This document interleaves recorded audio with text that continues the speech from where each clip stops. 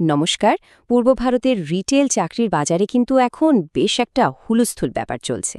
আজ আমরা সম্প্রতি বেরোনো কিছু চাকরির বিজ্ঞাপন ঘেঁটে দেখব যে যারা নতুন চাকরি খুঁজছেন তাদের জন্য ঠিক কি কি সুযোগ অপেক্ষা করছে। চলুন আর একদম দেরি না করে সরাসরি দেখে নেওয়া যাক। দেখুন, আমাদের এই পুরো বিশ্লেষণে ঢোকার আগে একটা জিনিস কিন্তু খুব চোখে পড়ার মতো। প্রায় প্রত্যেকটা বিজ্ঞাপনে বড় বড় করে লেখা আছে আর্জেন্ট ওপেনিং। এর মানেটা কি? মানে শুধু যে লোক লাগবে তাই নয়, এক্ষুনি লাগবে। এটা থেকে কিন্তু পরিষ্কার বোঝা যায় যে রিটেল সেক্টরে এই মুহূর্তে কর্মীর চাহিদা কতটা বেশি। তো আজ আমরা কি দেখব? প্রথমে দেখব সুযোগটা ঠিক কেমন, তারপর জানব কারা লোক নিচ্ছে, আবেদন করতে কি লাগবে, স্যালারি কেমন হতে পারে, আর সবশেষে চাকরিগুলো ঠিক কোন কোন জায়গায়। তো চলুন প্রথমে দেখে নিই সুযোগের চিত্রটা ঠিক কীরকম। এই বিজ্ঞাপনগুলো থেকে পাওয়া তথ্য দিয়ে আমরা বাজারের একটা পরিষ্কার ছবি আঁকার চেষ্টা করব। আচ্ছা, এই যে এত চাকরির কথা হচ্ছে, লোক নিচ্ছেটা কারা? চলুন দেখি এই দৌড়ে কারা সবথেকে এগিয়ে আছে। এই চার্টটা দেখুন, ছবিটা একদম পরিষ্কার। গ্রেট ইস্টার্ন ট্রেডিং কোম্পানি, ওরা কিন্তু সবার আগে, মানে ওরাই সবচেয়ে বেশি লোক খুঁজছে। এরপরেই আছে খোসলা ইলেকট্রনিক্স। আরও ছোটখাটো কিছু কোম্পানি আছে বটে, কিন্তু বলতে পারেন এই মুহূর্তে মার্কেটের আসল প্লেয়ার কিন্তু এরাই। ওকে, তো কোম্পানিগুলোর কথা তো জানা গেল, কিন্তু আসল কথায় আসা যাক। আবেদন করতে হলে ঠিক কি লাগবে, চলুন এবার সেটা জেনে নিই। আর এখানেই কিন্তু আসল চমকটা। এই চাকরিগুলোর জন্য কোনো রকম আগের অভিজ্ঞতা লাগছে না।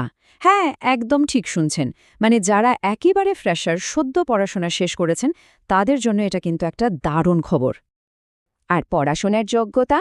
সেটাও খুব সাধারণ, জাস্ট 12 পাস হলেই চলবে। তার মানে বোঝাই যাচ্ছে একেবারে নতুন যারা চাকরির জগতে পা রাখছে তাদের কথা ভেবেই এই বিজ্ঞাপনগুলো দেয়া হয়েছে। যোগ্যতার কথা তো হলো, এবার আসা যাক সবথেকে গুরুত্বপূর্ণ বিষয়, টাকা পয়সা, মানে স্যালারি। আমরা যতগুলো বিজ্ঞাপন ঘেটেছি সব জায়গায় একটা কমন সংখ্যা ঘুরে ফিরে আসছে, আর সেটা হলো 15,000 টাকা। মনে হচ্ছে আপাতত এন্ট্রি লেভেলের জন্য এটাই একটা ধরাবাঁধা স্যালারি হয়ে দাঁড়িয়েছে এই সেক্টরে। বেশ, এবার তাহলে দেখে নেওয়া যাক চাকরিগুলো ঠিক কোন কোন জায়গায় আছে। আর এই টেবিলটা দেখলে তো অবাক হতে হয়। ভাবা হচ্ছে হয়তো শুধু কলকাতাতেই সব চাকরি, কিন্তু না। মধ্যমগ্রাম, নৈহাটি, উত্তরপাড়া, কাঁথি, এমনকি দার্জিলিং পর্যন্ত লোক নেওয়া হচ্ছে। এর থেকে একটা জিনিস পরিষ্কার, রিটেল ব্যবসা এখন আর শুধু বড় শহরের মধ্যে আটকে নেই, ছড়িয়ে পড়ছে সবখানে। তাহলে পুরো আলোচনাটা থেকে আমরা কি বুঝলাম? প্রথমত, বাজারের নতুন রিটেল কর্মীর চাহিদা এখন তুঙ্গে। দ্বিতীয়ত, ফ্রেশারদের জন্য, বিশেষ করে যারা 12 পাস, তাদের জন্য দরজা একেবারে খোলা। আর স্যালারি মোটামুটি 15,000 টাকার একটা স্ট্যান্ডার্ড প্যাকেজ। আর সবচেয়ে বড় কথা হলো, চাকরিগুলো শুধু একটা জায়গায় নয়, গোটা পশ্চিমবঙ্গ জুড়েই ছড়িয়ে আছে।